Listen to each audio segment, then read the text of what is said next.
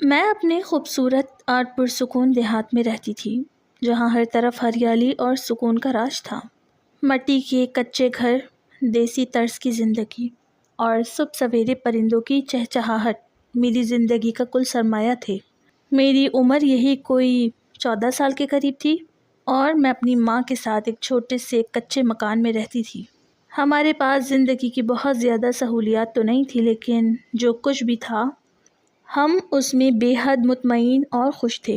میری ماں دن بھر گھر کے کام کاج کرتی اور مجھے ہمیشہ نصیحت کرتی کہ زندگی میں تعلیم بہت ضروری ہے، لیکن ہمارے گاؤں میں لڑکیوں کے لیے اعلیٰ تعلیم کا کوئی مناسب انتظام نہیں تھا، جس کی وجہ سے میں صرف ابتدائی تعلیم ہی حاصل کر سکی تھی اور زیادہ تر وقت گھر پر ماں کا ہاتھ بٹانے میں گزرتا تھا۔ ایک دن اچانک ہمارے گھر کے باہر ایک بڑی سی گاڑی آ کر رکی تو پورا محلہ اکٹھا ہو گیا۔ یہ میرے چچا اور چچی تھے، جو کئی سالوں سے شہر میں مقیم تھے اور وہاں ان کا بہت بڑا کاروبار تھا۔ چاچا جی جب گاڑی سے اترے تو انہوں نے بڑے ہی پیار سے میرے سر پر ہاتھ رکھا اور چچی بھی ہم سے بہت گرم جوشی سے ملی۔ گاؤں کے اس چھوٹے سے گھر میں ان کی آمد ہمارے لیے کسی بڑی خوشی سے کم نہیں تھی۔ ماں نے جلدی جلدی ان کے لیے چائے پانی کا انتظام کیا اور ہم سب صحن میں بیٹھ کر باتیں کرنے لگے۔ چچا جی نے گاؤں کے حالات اور میری تعلیم کے بارے میں پوچھا تو ماں کی آنکھوں میں ہلکی سی اداسی آ گئی اور انہوں نے کہا کہ یہاں لڑکیوں کے پڑھنے کے لیے کوئی اچھا اسکول یا کالج نہیں ہے، اسی لیے یہ بس گھر کے کاموں تک ہی محدود رہ گئی ہے۔ چاچا جی نے کچھ دیر سوچا اور پھر بڑے ہی ہمدردانہ لہجے میں میری ماں سے مخاطب ہو کر کہا، بھابھی، اس معصوم بچی کی زندگی اس گاؤں میں رہ کر خراب ہو رہی ہے۔ اس کے اندر پڑھنے کا شوق ہے اور یہ شہر جا کر بہت آگے بڑھ سکتی ہے۔ میں اسے اپنے ساتھ شہر لے کر جاؤں گا، وہاں اسے اچھے اسکول میں داخل کرواؤں گا اور اس کی پڑھائی کا تمام خرچہ میں خود اٹھاؤں گا۔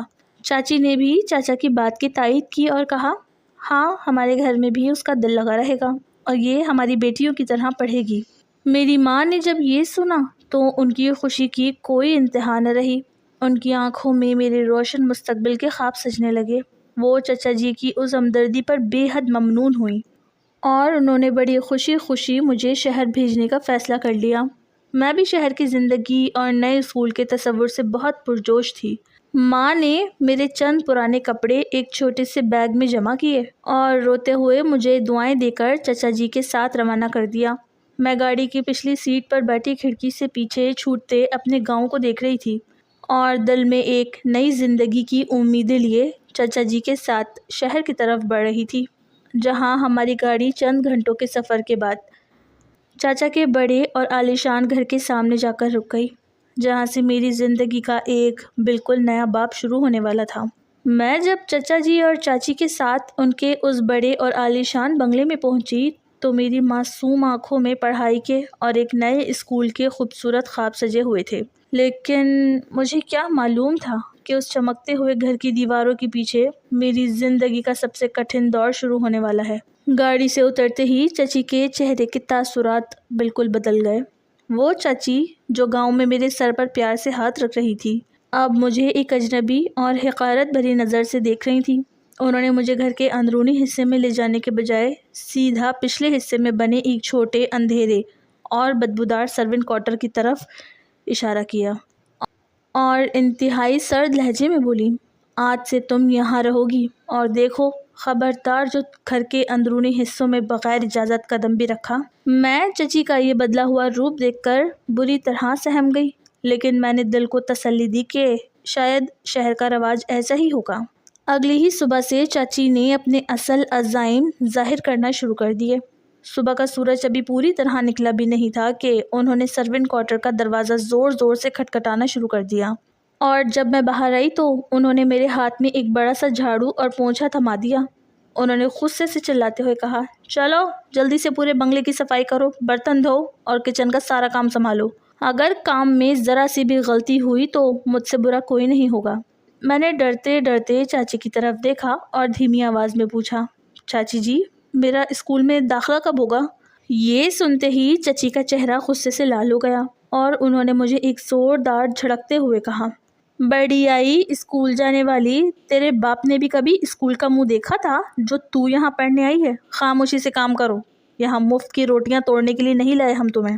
دن گزرتے گئے اور چچی کے ظلم اور سختی بڑھتی ہی چلی گئی۔ وہ مجھ سے دن بھر نوکروں کی طرح کام کرواتی، پورے گھر کی صفائی، کپڑے دھونا اور کچن کے بھاری برتن مانجنا اب میرا روز کا معمول بن چکا تھا۔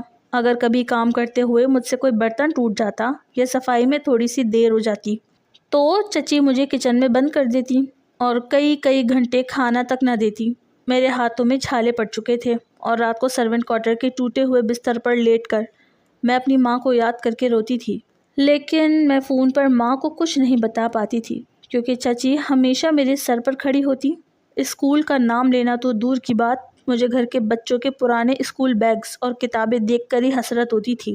چچا جی اکثر اپنے کاروبار کے سلسلے میں صبح سویرے نکل جاتے اور رات دیر سے لوٹتے، اسی لیے انہیں گھریلو معاملات اور چچی کے اس ظلم کا بالکل علم نہیں تھا، یا شاید چچی ان کے سامنے سب کچھ چھپا کر رکھتی تھی۔ ایک دن دوپہر کے وقت چاچی کسی خاندانی تقریب میں شرکت کے لیے بازار اور بیوٹی پارلر گئی ہوئی تھی اور گھر کے باقی لوگ بھی کہیں باہر تھی۔ چچا جی اس دن طبیعت کی خرابی یا کسی دفتری کام کی وجہ سے جلدی گھر آ گئے تھے اور اپنی اسٹڈی روم میں اکیلے بیٹھے کچھ کاغذات دیکھ رہے تھے۔ میں نے سوچا کہ یہ میرے پاس ایک بہترین موقع ہے کہ میں چاچا جی کو سب کچھ سچ بتا دوں، کیونکہ وہی مجھے اس گاؤں سے پڑھانے کا وعدہ کر کے لائے تھے۔ میں نے اپنے کپڑے ٹھیک کیے، اپنے آنسو پونچھے اور کانپتے ہوئے قدموں سے چچا جی کے کمرے کی طرف بڑھی۔ کمرے کا دروازہ اد کھلا تھا۔ میں نے آہستہ سے دستک دی تو چاچا جی نے سر اٹھا کر میری طرف دیکھا اور مسکرا کر اندر بلایا۔ میں دھیمے قدموں سے اندر آئی۔ میرے دل کی دھڑکن بہت تیز تھی اور خوف کے مارے میرا پورا وجود لرز رہا تھا۔ چچا جی نے میری حالت دیکھ کر پوچھا، کیا بات ہے بیٹا، تم اتنی گھبرائی ہوئی کیوں ہو؟ میں چچا جی کے بالکل قریب گئی اور میری آنکھوں سے بے اختیاری میں آنسو بہنے لگے۔ میں نے ڈرتے ڈرتے اور انتہائی دھیمی کانپتی ہوئی آواز میں کہا، چاچا جی مجھے اسکول جانا ہے۔ چاچی مجھے اسکول نہیں بھیجتی اور دن بھر مجھ سے گھر کا سارا کام کرواتی ہیں۔ خدا کے لیے مجھے اسکول بھیج دے، میں یہاں صرف پڑھنے آئی ہوں۔ چاچا جی میری یہ بات سن کر ایک دم چونک اٹھے اور ان کے چہرے پر حیرت کے تاثرات ابھر آئے۔ چاچا جی نے جب میری بات سنی تو ان کے چہرے پر موجود سختی ایک دم غائب ہو گئی اور ان کی آنکھوں میں میرے لیے ترحم اور ہمدردی کے جذبات ابھر آئے۔ انہوں نے اپنی میز پر رکھے ہوئے کاغذات ایک طرف ہٹائے اور کرسی سے اٹھ کر میرے قریب آئے۔ انہوں نے انتہائی شفقت اور نرمی سے میرا ہاتھ پکڑا اور مجھے اپنے پاس لکڑی کے صوفے پر بٹھا لیا۔ میں جو اب تک خوف سے کانپ رہی تھی، ان کے اس رویے سے مجھے تھوڑا حوصلہ ملا۔ چاچا جی نے بہت محبت سے میرے سر پر اپنا دایاں ہاتھ رکھا اور بالوں کو سہلاتے ہوئے دھیمی آواز میں کہنے لگے، میری پیاری بچی، تم اتنی پریشان کیوں ہو؟ تم نے مجھے یہ بات پہلے کیوں نہیں بتائی؟ اگر چاچی نے تمہیں کچھ کہا بھی تھا تو تمہیں سیدھا میرے پاس آنا چاہیے تھا۔ میں تو روز صبح جلدی نکل جاتا ہوں اور رات کو دیر سے آتا ہوں، اسی لیے مجھے گھر کے ان معاملات کا اندازہ ہی نہیں ہو پایا۔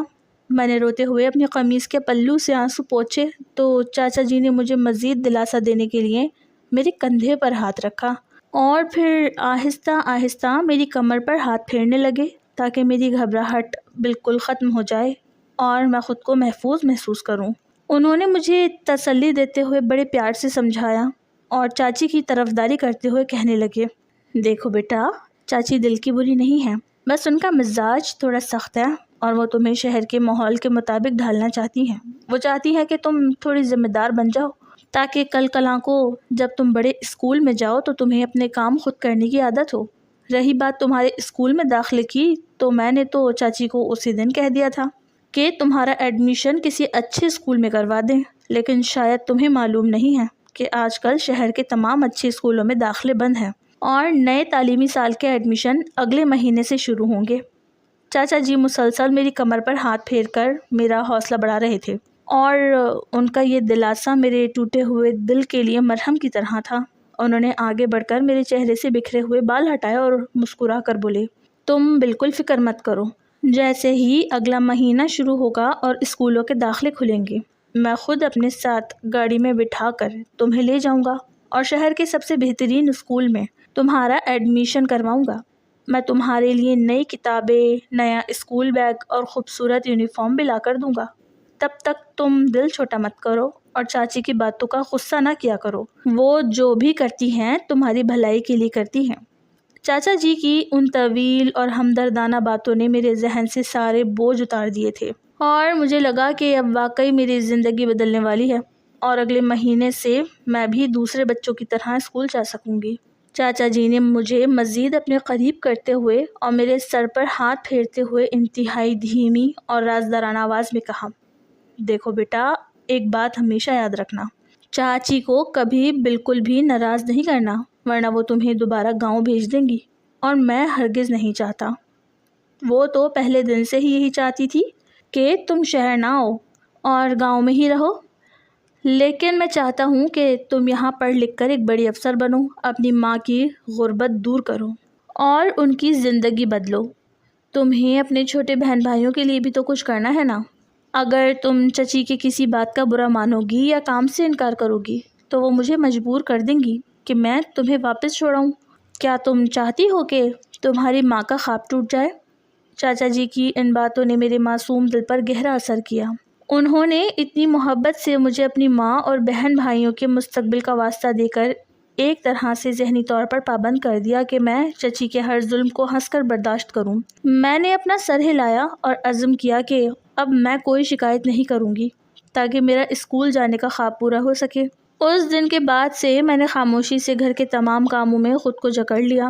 چاچا جی کی محبت بھری باتوں اور بڑے افسر بننے کی دلاسے نے مجھے اندر سے مضبوط کر دیا تھا، اسی لیے اب چاچی کی سخت باتیں اور جھڑکیاں بھی مجھے تکلیف نہیں دیتی تھیں، کیونکہ میرے سامنے اگلے مہینے اسکول جانے کی امید تھی۔ لیکن اس بڑے بنگلے میں صرف چاچی ہی مجھ پر ظلم نہیں کر رہی تھی، بلکہ اب چاچا جی کے دونوں بچے، ان کا بیٹا دانیال اور بیٹی رمشا، جو مجھ سے عمر میں تھوڑے ہی بڑے تھے، انہوں نے بھی میرے ساتھ انتہائی برا اور حتک آمیز سلوک شروع کر دیا تھا۔ وہ دونوں شہر کے مہنگے اسکولوں میں پڑھتے تھے اور اپنے ضدی اور مغرور مزاج کی وجہ سے مجھے انسان ہی نہیں سمجھتے تھے۔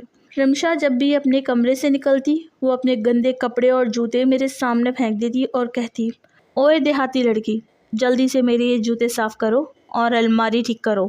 اگر میں کام میں ذرا سی بھی دیر کرتی تو وہ چاچی سے میری جھوٹی شکایتیں لگا کر مجھے ڈانٹ پڑواتی۔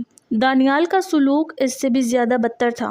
وہ اکثر اپنے دوستوں کو گھر بلاتا اور جان بوجھ کر میرے ہاتھ سے چائے کے کپ گرا دیتا تاکہ سب کے سامنے میرا مذاق اڑا سکے۔ وہ مجھے نوکرانی اور پینڈو کہہ کر پکارتے تھے اور ان کے کڑوے جملے میرے دل کو چھلنی کر دیتے تھے۔ میں اکثر باورچی خانے کے ایک کونے میں کھڑی روتی رہتی، لیکن چچا جی کا وہ چہرہ یاد کر کے چپ ہو جاتی کہ مجھے پڑھ لکھ کر ان سب کو جواب دینا ہے۔ ایک دن صبح سویرے گھر میں اچانک افراتفری کا ماحول بن گیا، کیونکہ چاچی کو ان کے میکے سے ایک ضرور فون آیا تھا جہاں ان کے بھائی کی شادی کی تقاریب شروع ہو رہی تھی۔ چاچی نے فوری طور پر دوسرے شہر جانے کا فیصلہ کر لیا اور اپنے دونوں بچوں رمشا اور دانیال کو بھی ساتھ لے جانے کی تیاریاں شروع کر دی۔ میں کچن میں کھڑی چائے بنا رہی تھی جب میں نے چاچی کو چاچا جی سے اونچی آواز میں بات کرتے ہوئے سنا۔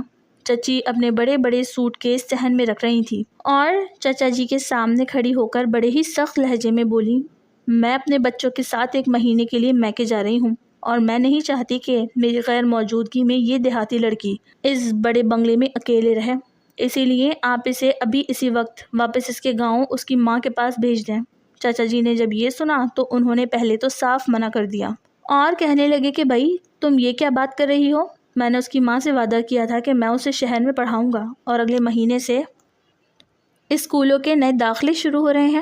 اگر یہ اب گاؤں چلی گئی تو اس کا پورا سال برباد ہو جائے گا اور میں اسے اسکول میں داخل کروانا چاہتا ہوں۔ چاچی نے چچا کی یہ بات سن کر اپنے آئی برو اچکائے اور بڑے ہی غصے سے بولی کہ مجھے کچھ نہیں پتا، اگر آپ کو اس کی پڑھائی کی اتنی ہی فکر ہے تو جب میں 1 مہینے بعد واپس آؤں گی تب آپ اسے دوبارہ گاؤں سے بلا لینا، لیکن ابھی میرے پیچھے یہ یہاں نہیں رہے گی۔ چچا جی نے کچھ دیر سوچا اور چچی کے سخت موڈ کو دیکھتے ہوئے وہ راضی ہو گئے اور انہوں نے عارضی طور پر مجھے گاؤں بھیجنے کی حامی بھر لی۔ میں کچن کے دروازے کے پیچھے کھڑی یہ سب سن رہی تھی اور میرا دل بری طرح ڈوب رہا تھا، کیونکہ مجھے لگ رہا تھا کہ میری پڑھائی کا خواب اب ہمیشہ کے لیے ادھورا رہ جائے گا اور میں دوبارہ اسی کچے گھر اور غربت کی زندگی میں واپس چلی جاؤں گی جہاں سے میں اتنی امیدیں لے کر آئی تھی۔ چچی نے مجھے آواز دی اور بڑے ہی روب سے کہا، جا کر اپنا سامان سمیٹو، تمہیں واپس تمہارے گھر بھیجا جا رہا ہے۔ میں روتی ہوئی اپنے سرونٹ کوارٹر کی طرف جانے لگی کہ اچانک چچا جی کے کمرے کی طرف سے ایک زوردار آواز آئی۔ اس کے ساتھ ہی چچا جی کے منہ سے ایک شدید دردناک چیخ نکلی جس نے پورے گھر کے لوگوں کو ہلا کر رکھ دیا۔ ہم سب پاگلوں کی طرح چچا جی کے کمرے اور واش روم کی طرف بھاگے، جہاں کا منظر دیکھ کر ہمارے ہوش اڑ گئے۔ چچا جی واش روم کے گیلے فرش پر سلپ ہو کر بری طرح گر گئے تھے اور وہ درد کی شدت سے کرا رہے تھے۔ ان کا توازن بگڑنے کی وجہ سے وہ ماربل کے تیز کونے سے ٹکرا گئے تھے، جس کی وجہ سے ان کے سر، پیٹھ اور دائیں ٹانگ پر شدید چوٹیں آئی تھیں اور ان کی حالت انتہائی خراب ہو رہی تھی۔ وہ اپنے بستر سے اٹھنے کے بھی قابل نہیں رہے تھے۔ چچی اور دانیال نے انہیں بڑی مشکل سے اٹھا کر بستر پر لٹایا اور فوراً خاندانی ڈاکٹر کو بلایا گیا۔ ڈاکٹر نے چچا جی کا تفصیلی معائنہ کرنے کے بعد بتایا کہ ان کی پیٹھ اور ہڈیوں میں شدید کھچاؤ آ گیا ہے اور سر کی چوٹ کی وجہ سے انہیں کم از کم 1 مہینے تک مکمل بیڈ ریسٹ کی ضرورت ہے۔ وہ اپنے روزمرہ کے کاموں کے لیے بھی خود نہیں اٹھ سکتے اور انہیں ہر وقت کسی نہ کسی کی دیکھ بھال اور مدد کی ضرورت ہوگی۔ یہ سن کر چچی شدید تذبذب اور پریشانی کا شکار ہو گئی، کیونکہ ان کے بھائی کی شادی کا موقع تھا جہاں ان کا جانا انتہائی ضروری تھا اور وہ اپنے میکے کا اتنا بڑا فنکشن نہیں چھوڑ سکتی تھی۔ لیکن دوسری طرف چچا جی اس حالت میں اکیلے گھر پر نہیں رہ سکتے تھے۔ چاچی نے چچا جی کے بستر کے پاس کھڑے ہو کر کچھ دیر سوچا اور پھر مجبوری کے عالم میں ان کی نظریں مجھ پر پڑی، جو ایک کونے میں سہم کر کھڑی تھی۔ چاچی نے اپنا ارادہ بدلا اور چاچا جی سے کہنے لگی، اب حالات ایسے ہو گئے ہیں کہ میرا جانا بھی ضروری ہے اور آپ کی یہ حالت، اسی لیے میں اس لڑکی کو گاؤں بھیجنے کا ارادہ منسوخ کر رہی ہوں۔ یہ یہی رہے گی اور میرے پیچھے آپ کی دیکھ بھال کرے گی، آپ کو وقت پر دوائی دے گی، کھانا کھلائے گی اور گھر کے کام سنبھالے گی۔ چاچا جی نے درد سے کراہتے ہوئے سر ہلایا اور چاچی اپنے بچوں کو لے کر جلدی گاڑی میں بیٹھ کر دوسرے شہر روانہ ہو گئی اور یوں اس بڑے بنگلے میں اب صرف میں اور میرے بیمار چاچا جی ہی اکیلے رہ گئے تھے اور اب ان کی پوری دیکھ بھال کی ذمہ داری میرے معصوم کندھوں پر آ چکی تھی۔ چچی کے جانے کے بعد اس بہت بڑے اور سنسان بنگلے میں صرف میں اور میرے بیمار چاچا جی اکیلے رہ گئے تھے۔ چچا جی کی حالت واقعی بہت خراب تھی۔ وہ بستر سے ہلنے کے بھی قابل نہیں تھے اور ڈاکٹر نے انہیں سخت تاکید کی تھی کہ وہ اگلا 1 مہینہ بالکل سیدھے لیٹے رہیں۔ اب میرے کندھوں پر دگنی ذمہ داری آ چکی تھی۔ ایک طرف پورے 2 منزلہ بنگلے کی صفائی ستھرائی، کچن کا کام، برتن دھونے کا بوجھ، تو دوسری طرف چچا جی کے آرام کا خیال رکھنا، ان کے کھانے پینے کی چیزیں وقت پر تیار کرنا اور سب سے بڑھ کر ان کی پیچیدہ دواؤں کا شیڈیول سنبھالنا۔ میں صبح سویرے اندھیرے میں ہی اٹھ جاتی اور سب سے پہلے کچن میں جا کر چاچا جی کے لیے ہلکا اور زود ہضم ناشتہ تیار کرتی، پھر دھیمے قدموں سے ان کے کمرے میں جا کر انہیں سہارا دے کر بٹھاتی اور اپنے ہاتھوں سے نوالے توڑ کر انہیں ناشتہ کرواتی۔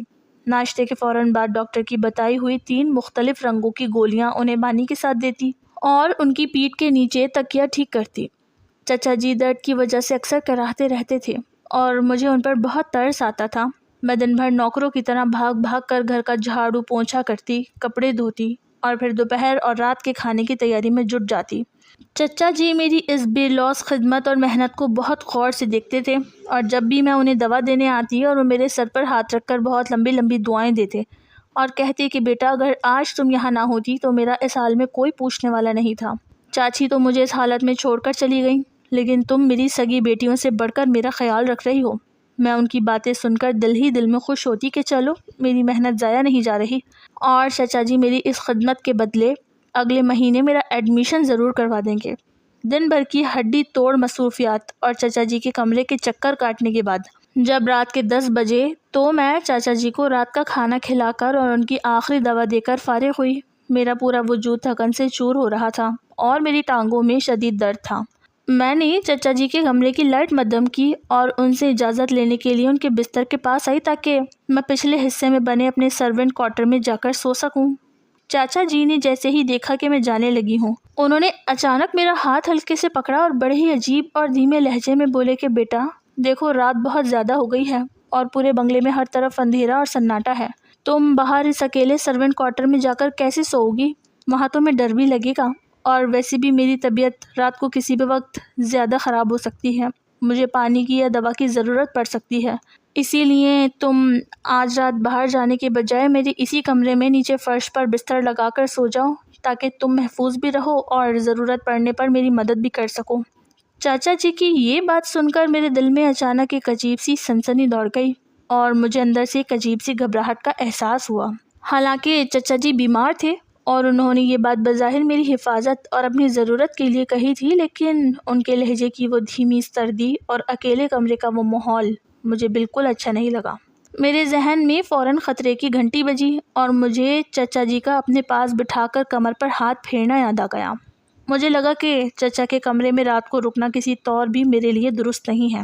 میں نے فوراً اپنا ہاتھ ان کی گرفت سے چھڑایا اور 2 قدم پیچھے ہٹ کر انتہائی صاف اور مضبوط لہجے میں منع کرتے ہوئے کہا کہ نہیں چچا جی، بہت شکریہ، لیکن میں اپنے ہی سرونٹ کوارٹر میں جا کر سوؤں گی۔ مجھے وہاں بالکل ڈر نہیں لگتا اور مجھے وہاں سونے کی عادت ہو چکی ہے۔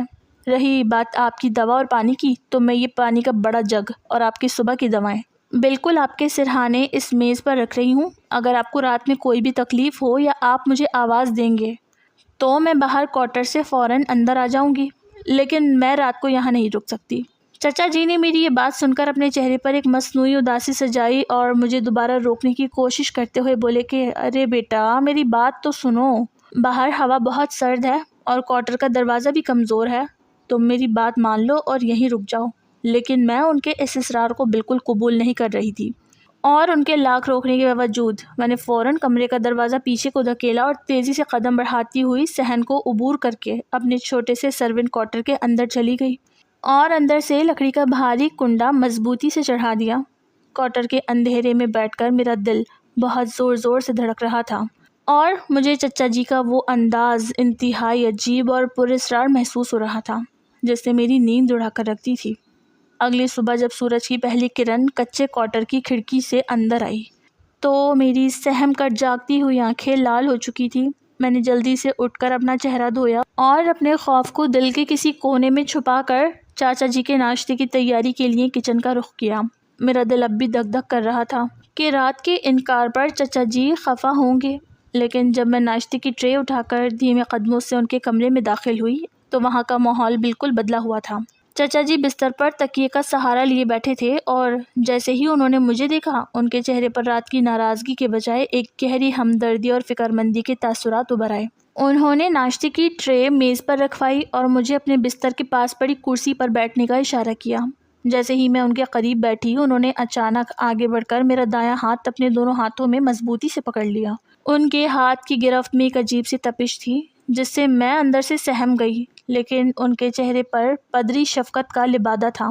چچا جی نے میری آنکھوں میں جھانکتے ہوئے انتہائی دھیمی اور رقت آمیز آواز میں کہا، بیٹا، مجھے پوری رات صرف تمہارا ہی خیال رہا، مجھے ایک پل کے لیے بھی نیند نہیں آئی اور رات بھر کچے کوارٹر میں تمہاری فکر مجھے ستاتی رہی کہ میری معصوم بچی وہاں اکیلی کس حال میں ہوگی۔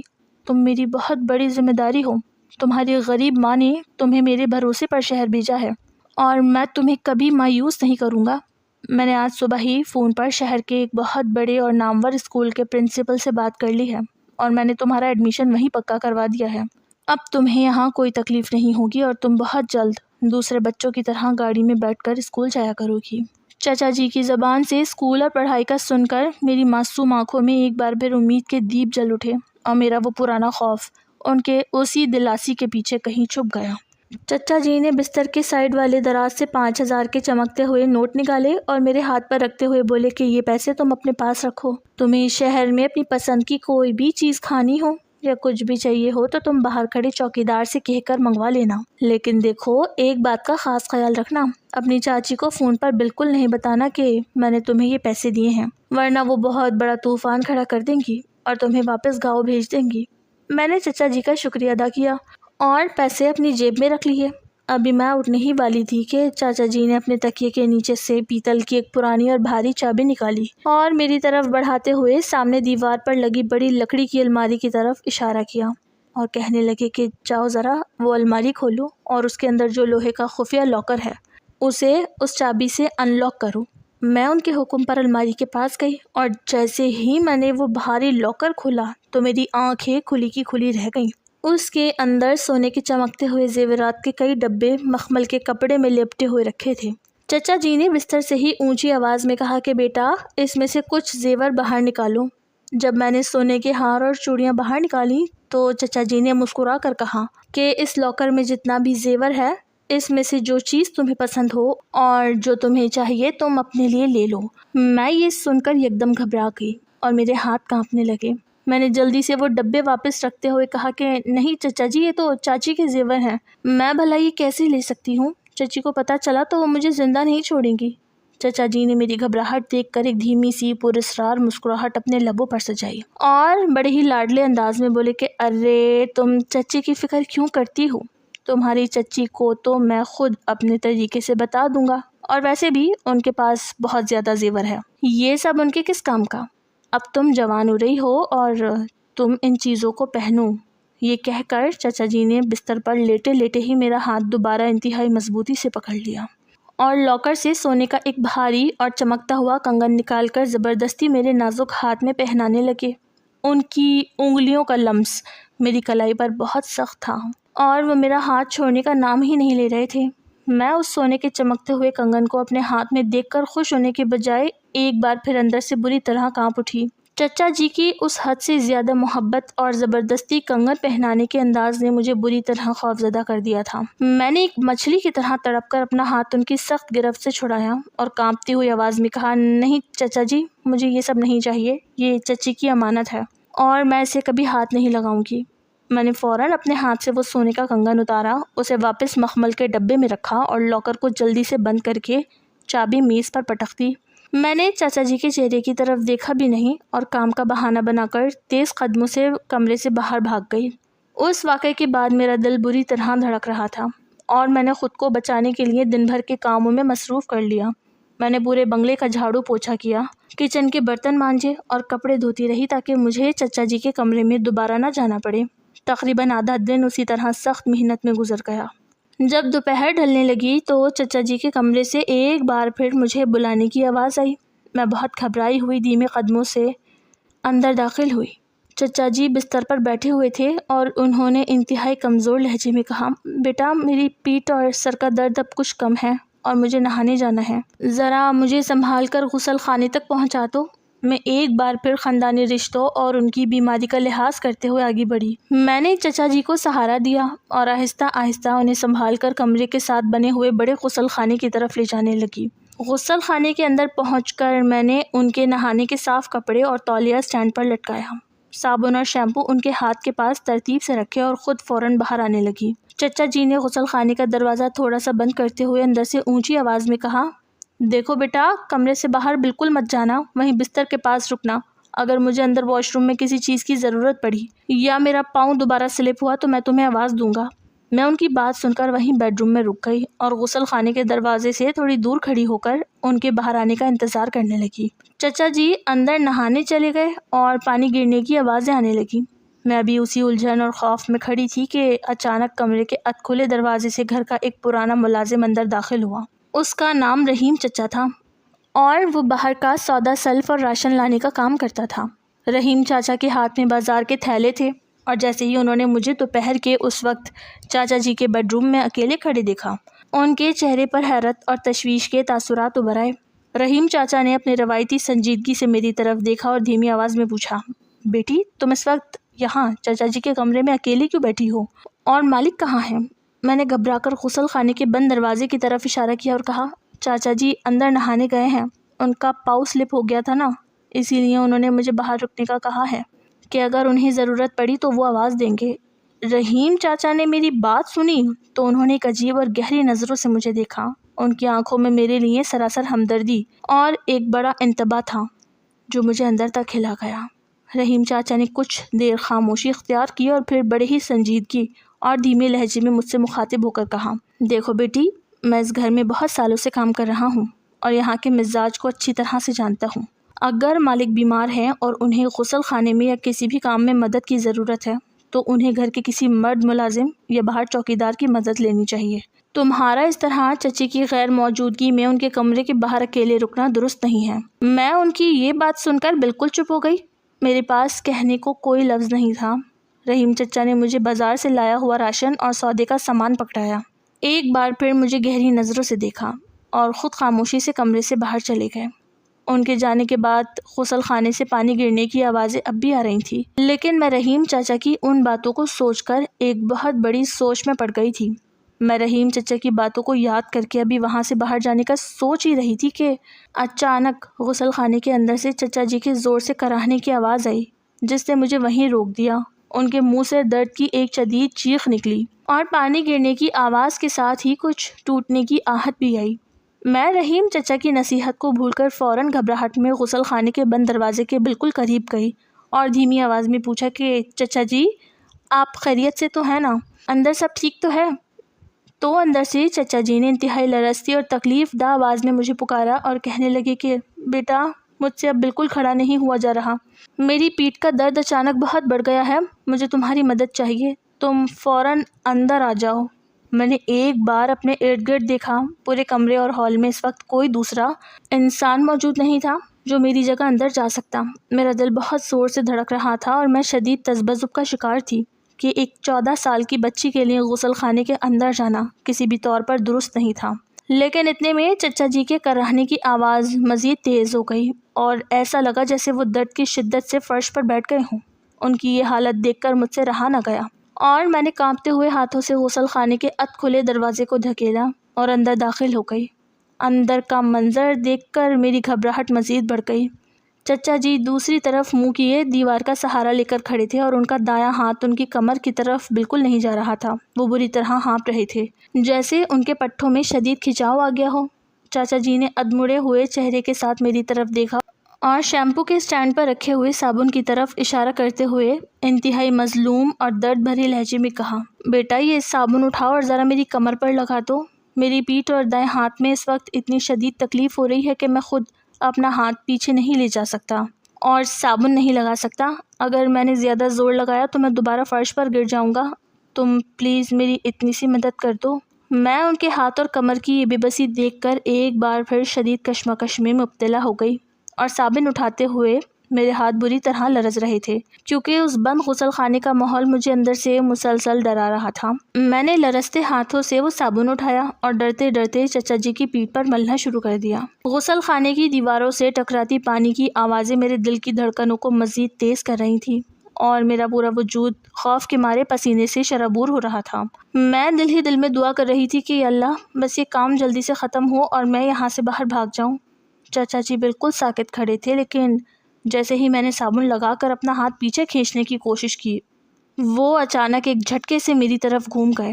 ان کا اس طرح اچانک میری طرف مڑنا اتنا غیر متوقع تھا کہ میں بری طرح خوفزدہ ہو گئی اور میرے منہ سے ایک تیز چیخ نکل گئی۔ میں بدحواس ہو کر پیچھے ہٹنے لگی تاکہ غسل خانے کے دروازے سے باہر نکل سکوں، لیکن اس سے پہلے کہ میں ایک قدم بھی پیچھے لے پاتی، چچا جی نے آگے بڑھ کر میرا صابن والا ہاتھ انتہائی مضبوطی سے پکڑ لیا۔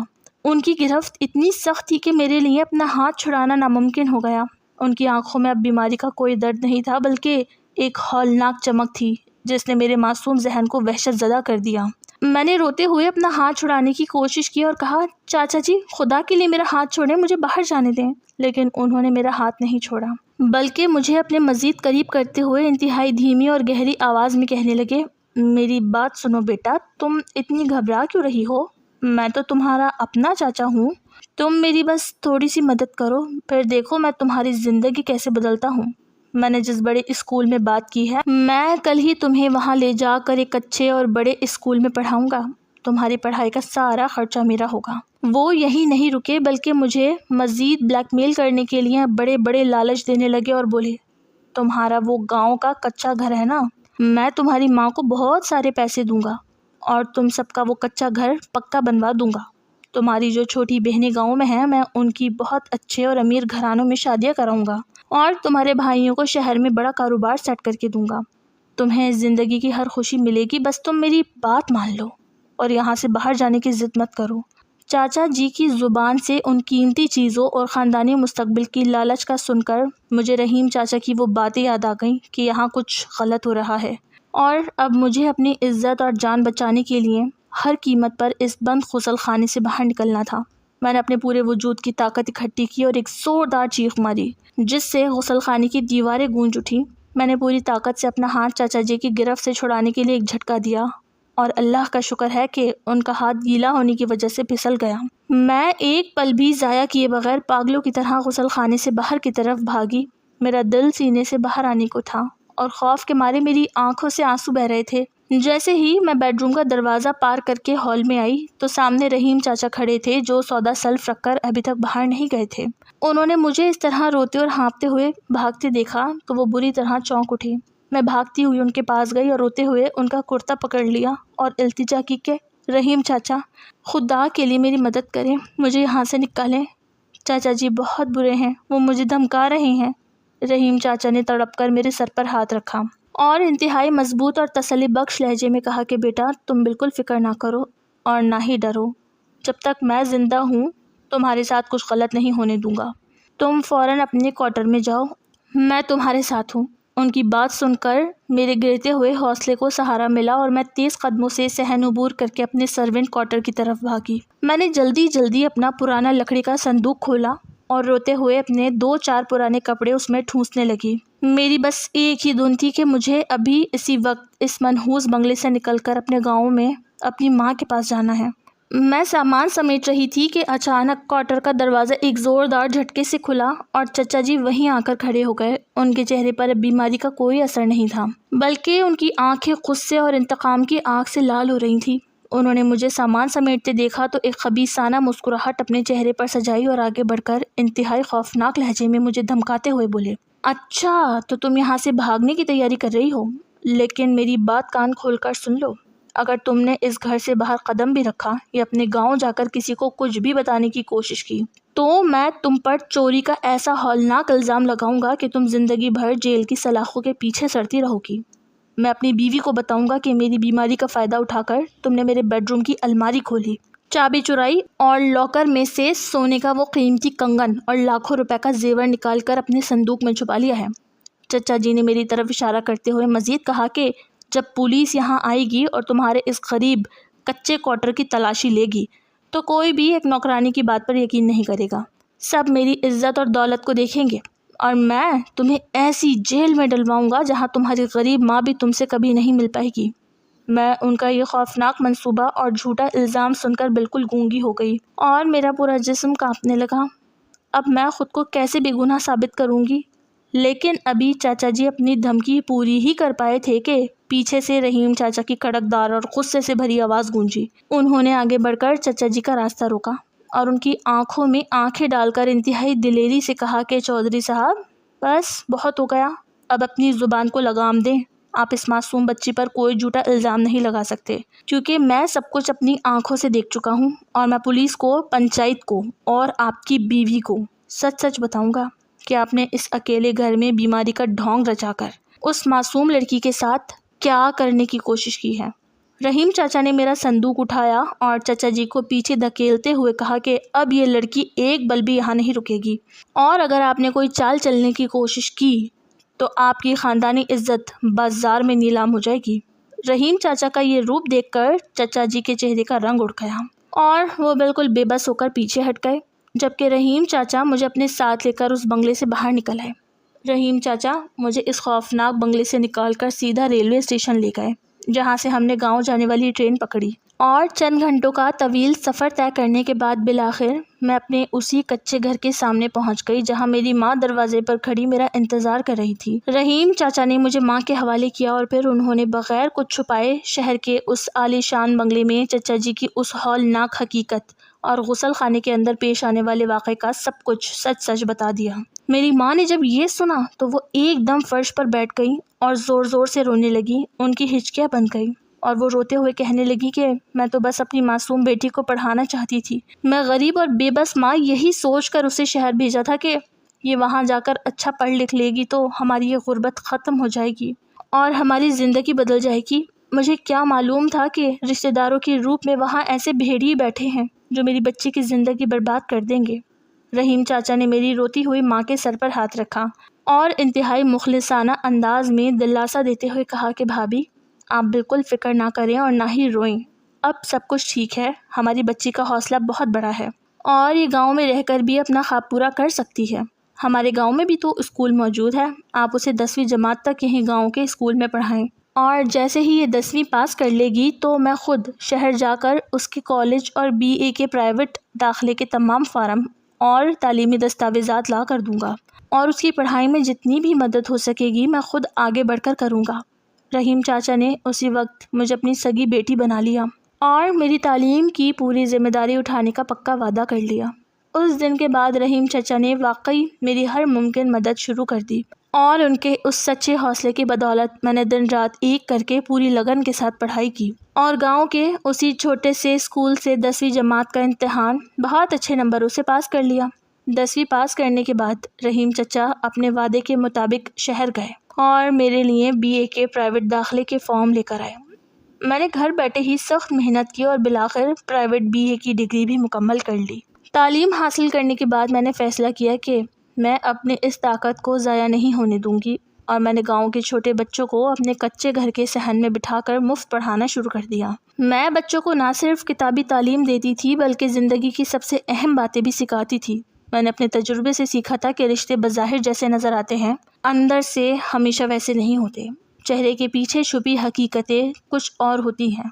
اسی لیے میں اپنے اسکول کے بچوں کو خاص طور پر گڈ ٹچ اور بیڈ ٹچ یعنی اچھے اور برے لمس کا فرق بہت تفصیل سے سمجھاتی تھی تاکہ گاؤں کا کوئی بھی معصوم بچہ یا بچی کسی بھی ایسے ہراسانی یا دھوکے کا شکار نہ ہو سکے اور وہ وقت رہتے اپنے تحفظ کے لیے آواز اٹھا سکیں۔ اور یوں میری زندگی کا وہ کٹھن سفر ایک کامیاب اور باوقار منزل پر ختم ہو گیا۔